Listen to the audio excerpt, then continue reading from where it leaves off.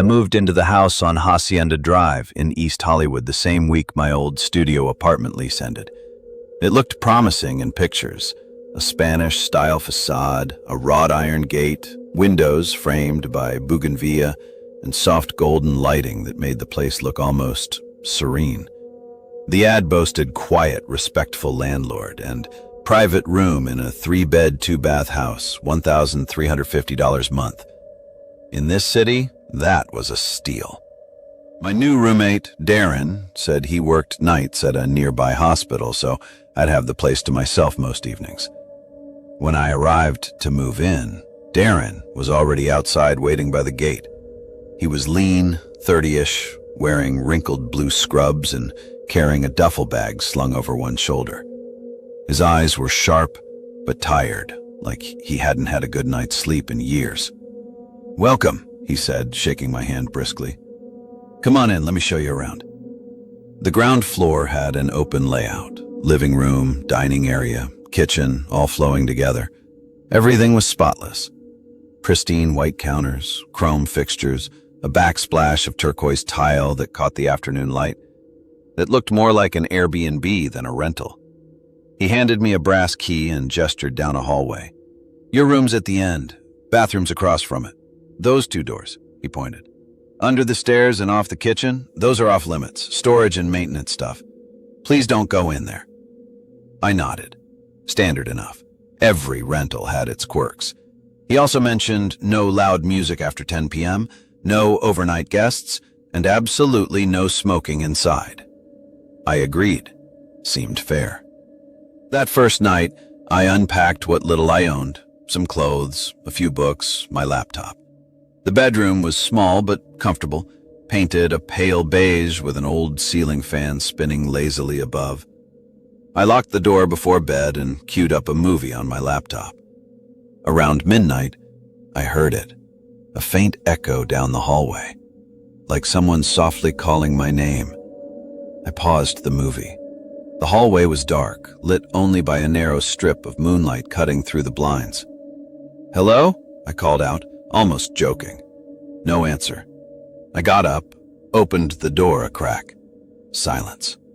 I shrugged and went back to bed, blaming the sound on neighbors or maybe a memory from my old apartment where noise bled through walls like water. But the whisper, it stayed in my head, persistent, familiar, like someone trying to get my attention without words. Over the next few days, I saw Darren only once, in passing. He was rushing out the front door, a hoodie pulled tight around his face. He gave a quick wave and disappeared. I got home from work around 6 every night, and the house was always dark. No lights, no movement. Just a deep, almost unnatural stillness. Then the footsteps began. It was around 10 p.m. when I heard them first. Slow, deliberate steps pacing just outside my bedroom door, from one end of the hallway to the other. I was reading in bed, my hand froze on the page. Darren's car hadn't been in the driveway when I pulled in earlier. I waited, listened. The footsteps stopped.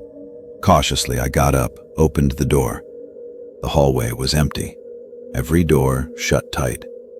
I stared down the corridor, waiting for a trick of light or a shift in shadows. Nothing moved. Then my bedroom door clicked behind me. I turned and watched the handle jiggle just once. I lunged, slammed it shut, locked it, and stood there, breathing hard. My ears were ringing, my brain scrambled for explanations. The wind, an earthquake, old pipes shifting, but I didn't believe it. Not really. The next night, the footsteps came again, heavier, slower, and this time there was something else. A dragging noise, like something being scraped across the floorboards. I recorded it on my phone, holding it in my shaking hands under the blankets. When I played it back, the sounds were clear. Step, scrape, step, then a breath, right by my ear. I dropped the phone. I called Darren. No answer. I texted, "Hey man, I think someone's messing with my door at night." No reply. Night 3, I stayed up. I kept all the lights on and waited, sitting on the edge of my bed with a flashlight and the phone camera ready. At 12:17 a.m., the voices started, muffled, low, coming from behind the door under the stairs. One voice was soft, almost apologetic, the other deeper, harsher, angry. I crept toward the staircase, flashlight trembling in my hand. I pressed my ear to the door. The knob rattled gently, like someone trying to turn it slowly. Then a single knock, sharp, precise. I jumped back. The whispers stopped instantly. I backed down the hallway and locked myself in. I didn't sleep. I sat on the floor with my back against the closet and watched the door till dawn. My eyes burned. My thoughts kept looping. I was either going crazy or I was not alone. That afternoon, I messaged Darren again. We need to talk, seriously. He texted back, busy at work, let's chat Thursday. Thursday came. He called around noon. His voice was calm, collected, like nothing was wrong. Sorry, he said. I've just been swamped. What's going on? I told him everything, the footsteps, the door rattling, the voices under the stairs. He sighed. I'm sorry you're feeling uncomfortable. I've had a lot going on. I'll be home tonight, 8. We'll have dinner. We'll talk it out. That evening, I waited in the kitchen. I watched the back closet door the whole time, wondering what was behind it. At 8:30, Darren finally walked in. His scrubs were wrinkled and there were dark stains on his pant legs. He smelled faintly of antiseptic and sweat. He dropped his bag and gave me an awkward hug. Dinner's on me, he said, pulling out a paper bag of Chinese takeout. We sat at the kitchen island, both pretending to eat. I asked him about the staircase, about the voices. His face paled. He set down his chopsticks and looked at the floor. I never told you this, he said quietly. But the previous tenant, Mike, he had a girlfriend. They got into a huge fight one night. I wasn't here. I came home and found the place off, quiet. The door under the stairs was locked from the outside. When I opened it, he swallowed. She didn't make it out. I stared at him. What do you mean? He rubbed his face. She had bruises, defensive wounds, but Mike claimed she fell. Said she was drunk. Police couldn't prove anything. He skipped town before charges stuck. I sealed the room. Couldn't bear to go in again. You never mentioned this when I moved in. I didn't want to scare you off.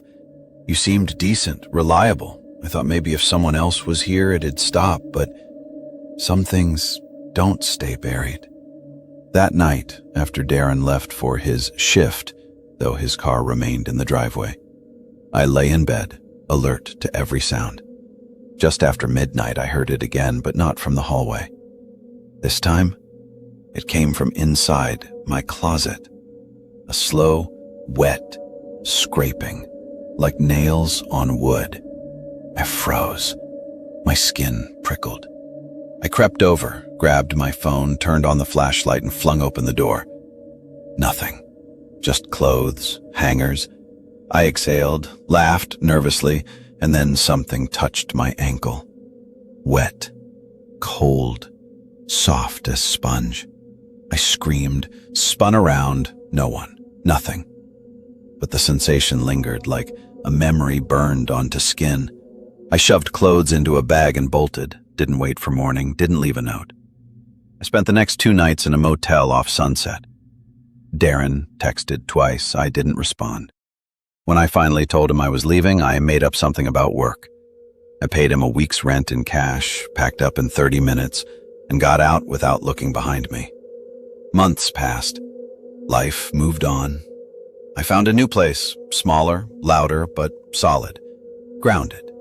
But every so often, I find myself driving down Hacienda Drive. The house is still there, nestled behind the same bougainvillea, windows always dark. The iron gate hangs slightly ajar now. And once, just once, as I passed at dusk, I saw a faint glow behind the door under the stairs. It flickered on, then out, like someone or something waiting, and I remembered what Darren said. Some things don't stay buried. Some rooms should stay locked.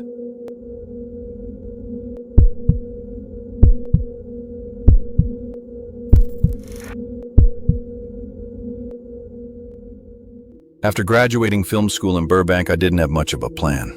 Just a couple of editing gigs and a dream of working post-production on a major studio project. But dreams don't pay rent. So when my best friend moved to New York and offered up his lease in North Hollywood, I grabbed it. It was a small, two-bedroom apartment in an older complex on Cahuenga. Nothing fancy, but it had character. Worn hardwood floors, popcorn ceilings, and that faint lingering smell of someone else's cooking no matter how much you cleaned. But the rent was controlled, and in LA, that's like finding a unicorn with a lease agreement. The catch? I had to find a roommate fast, or I couldn't afford it. That's how I met Kevin. I posted the room on a few roommate apps and Craigslist. Kevin responded within hours. His profile said he worked overnight security for a warehouse in Studio City, was 31, quiet, clean, and kept odd hours. When he showed up for a tour, he had this chill vibe. Bald, always in a dark hoodie, soft-spoken but weirdly intense. He looked you straight in the eyes when he spoke. Didn't smile much. It wasn't a red flag, just deliberate, measured.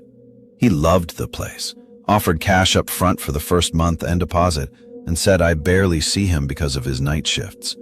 He even brought a reference from his last landlord, though now I wonder if it was real. At first, everything was fine. We kept to ourselves. I worked from home most days, editing wedding videos and indie shorts. He'd leave around 6 p.m., come back close to dawn. He didn't eat much, mostly protein shakes. Never cooked. Always left polite sticky notes on the fridge. Used your almond milk, will replace, that kind of thing. He was quiet. Too quiet, maybe. But that's gold in a roommate. Then things started to feel off. It started with my keys. I kept mine on a red lanyard I always left on the kitchen counter. Habit. One morning I woke up and they were gone. I searched the whole apartment, even checked the trash, no sign of them. Hours later I found them tucked inside the bathroom cabinet behind the mirror. Not dropped, not misplaced. Hidden. I texted Kevin. "Hey man, weird cue. Did you see my keys this morning?" He replied 5 minutes later. "Nope. Haven't been home since last night." I wanted to believe him, but something about that answer.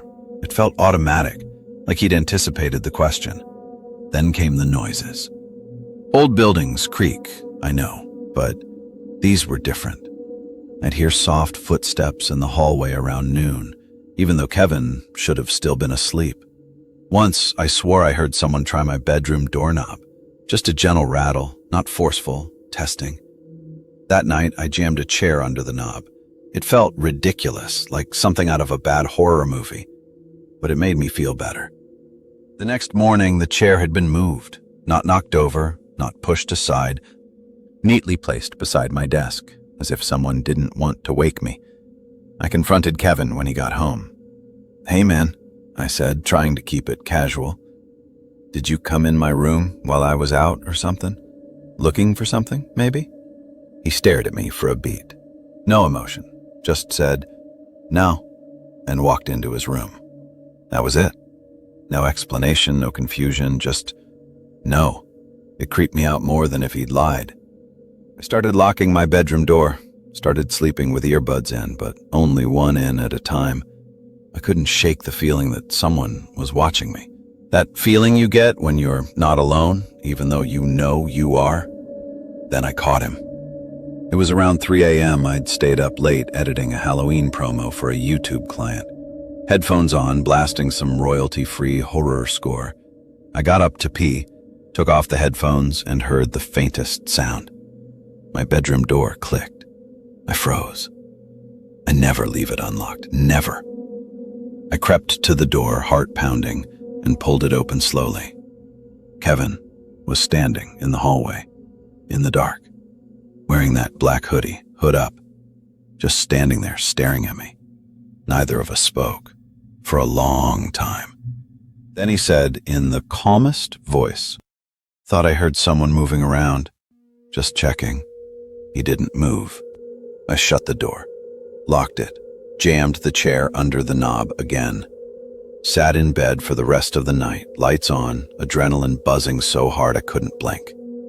The next morning, I remembered the old Nest Cam above the front door, left behind by my friend. I'd installed the app out of curiosity, but rarely checked it. I opened it up, scrolled through the timeline. At 2:45 a.m., Kevin left the apartment in uniform. Everything normal. But at 2:52 a.m., he walked back in. No mention of forgetting anything. No keys, no bag, nothing in his hands, just back inside. At 3:03 a.m., he walked past the camera again, wearing all black, hoodie up. He never left again.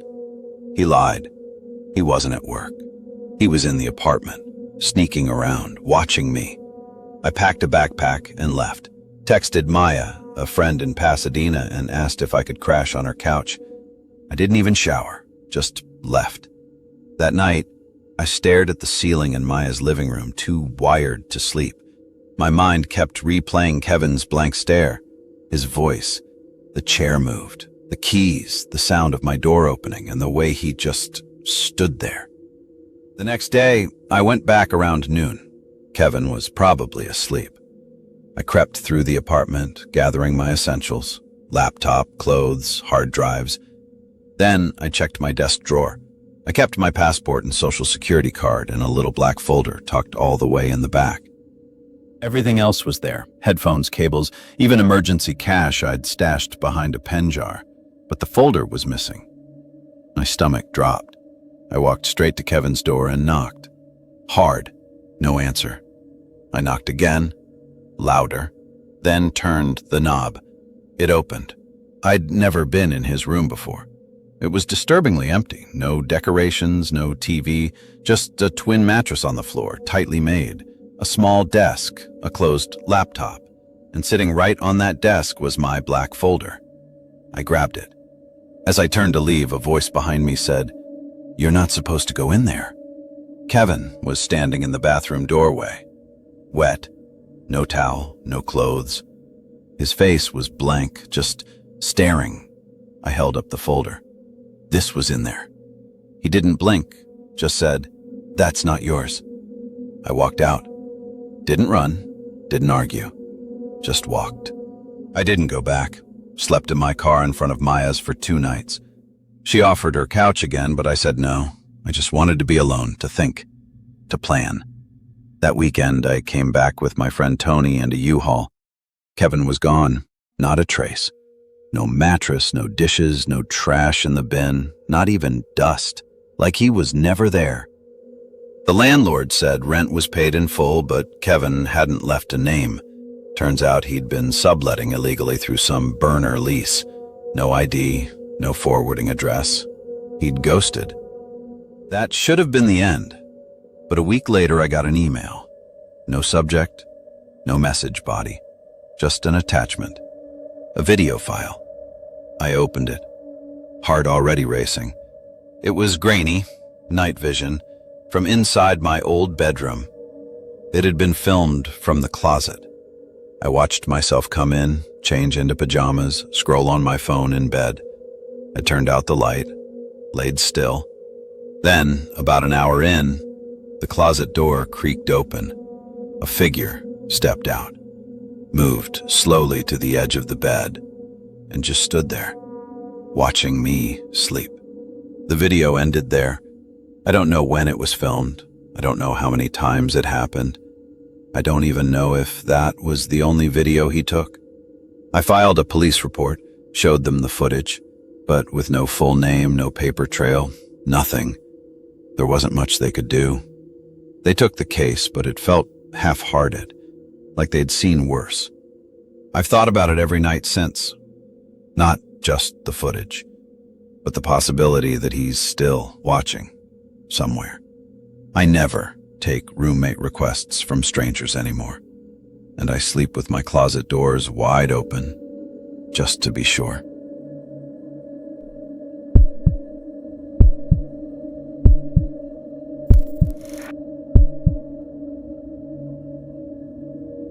When I moved to Los Angeles last spring, I didn't expect to land a job right away.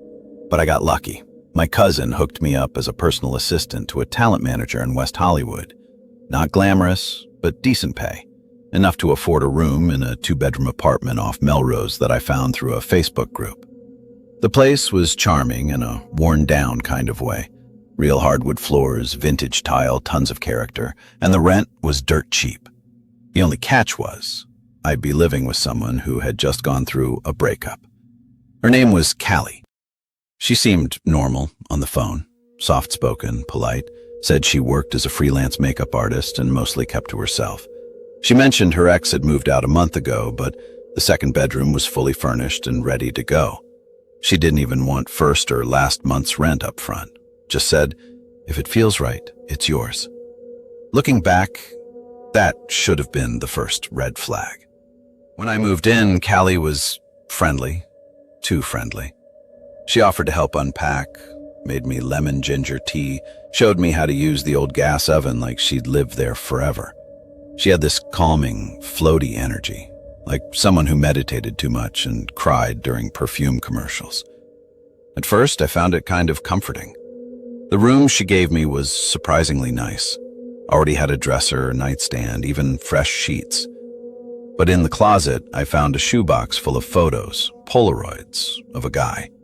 Always the same guy, sitting on the couch, brushing his teeth, reading a book. Like someone had been photographing him daily without him knowing. I brought it up casually. Hey, there's a box of photos in my closet. Want me to set it aside for you? Callie barely looked up from her phone. Oh, those are old. Just toss them. I didn't toss them. I sealed them in a Ziploc and kept them in my drawer. Something about the way she said it felt off. As the weeks went by, Callie got comfortable fast, too fast.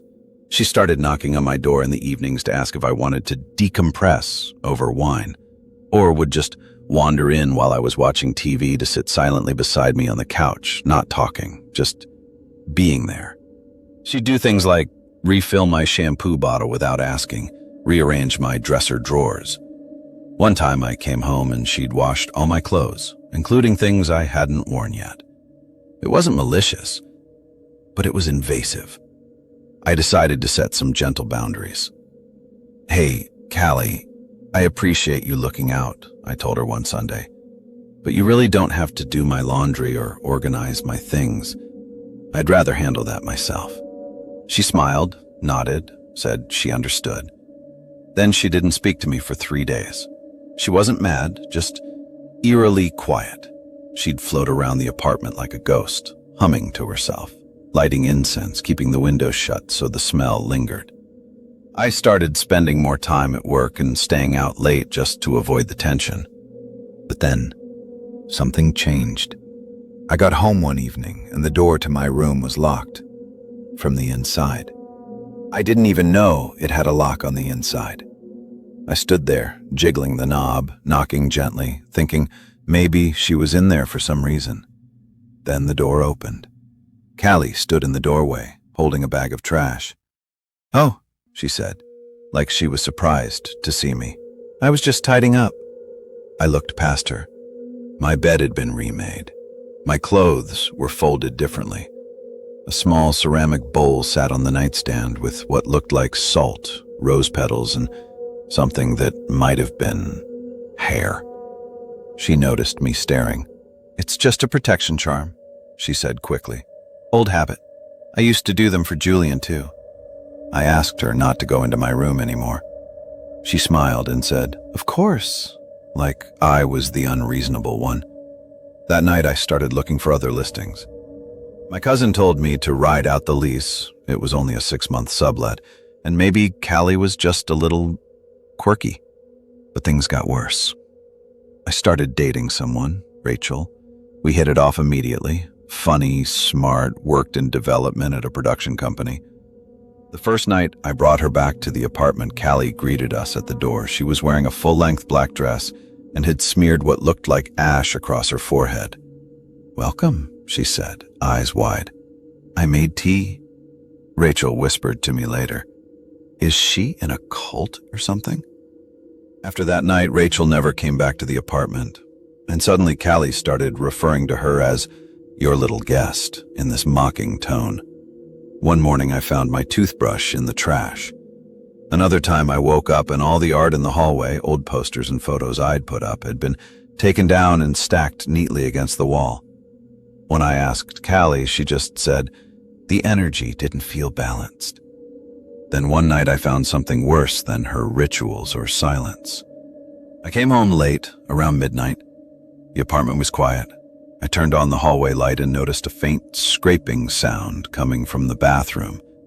I knocked gently. Callie? No answer. I pushed the door open and found her kneeling in front of the bathroom mirror, smearing foundation on her face in streaks, muttering something under her breath. When she saw me, she froze.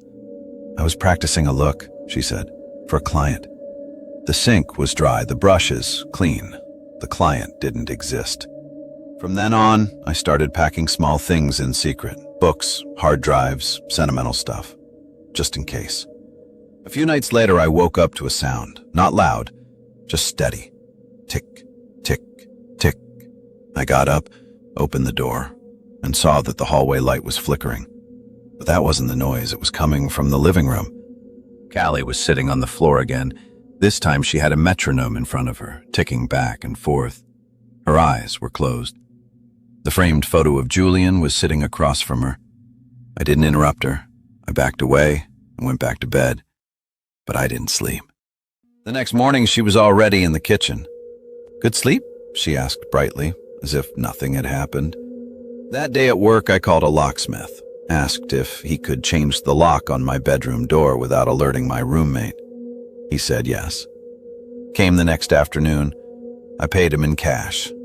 That night, I locked my door for the first time. The next morning, Callie looked at me across the kitchen table and said, I couldn't tuck you in last night. She smiled like it was a joke. I didn't laugh. Then came the night everything unraveled. I got home around 11 after drinks with coworkers. The lights were off. I walked in quietly, not wanting to wake her. But as I stepped into the hallway, I heard whispering. Not TV, not music. Whispering. I followed it to the living room. Callie was sitting cross-legged on the floor in front of a framed photo of the guy from the shoebox, the same guy, surrounded by candles. She was whispering his name over and over. Julian, Julian, Julian. I didn't say anything. I just backed away, grabbed my backpack from the bedroom, and left.